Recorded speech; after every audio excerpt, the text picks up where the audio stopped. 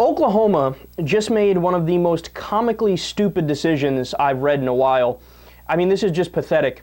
As part of the recent Supreme Court decision on gay marriage, not that long ago, you guys probably recall this, the Supreme Court said that the federal government needs to recognize gay rights if certain states recognize gay rights.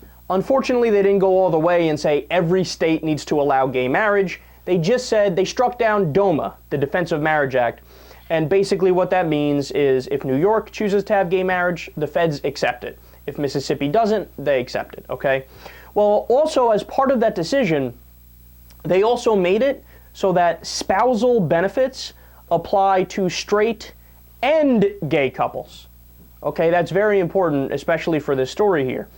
So instead of following that in Oklahoma, quote, Oklahoma Governor Mary Fallin, Republican, announced earlier this month that state-owned National Guard facilities will no longer allow any married couples to apply for spousal benefits, regardless of whether they are same-sex or opposite sex. So what happened here is the governor of Oklahoma, instead of giving everybody marriage benefits, which is what the federal government and the Supreme Court wanted them to do, they said, no, I would rather give nobody benefits, not even straight couples, simply to take it away from gay people and stick it to them. So I'm going to snub the straight couples just to be extra anti-gay. How amazing and brazen and dumb is that kind of bigotry and that kind of intolerance?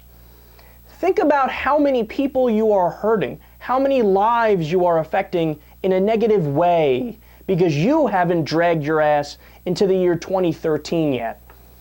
Now, Fallin actually came out and said, quote, Oklahoma law is clear. The state of Oklahoma does not recognize same-sex marriages, nor does it confer marriage benefits to same-sex couples. The decision reached today allows the National Guard to obey Oklahoma law without violating federal rules or policies.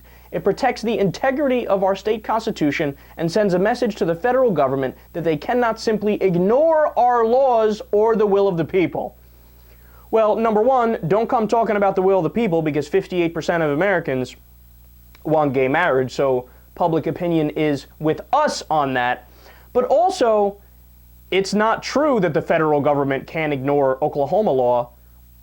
Absolutely they can ignore Oklahoma law. Have you read the Constitution? Have you heard of the Supremacy Clause? You know what that means? It means that the federal government law always supersedes state law. It is the law of the land, which is why, by the way, the Constitution applies to every state individually. It's not just this broad thing that only happens on a federal level. It also is for each individual state as well.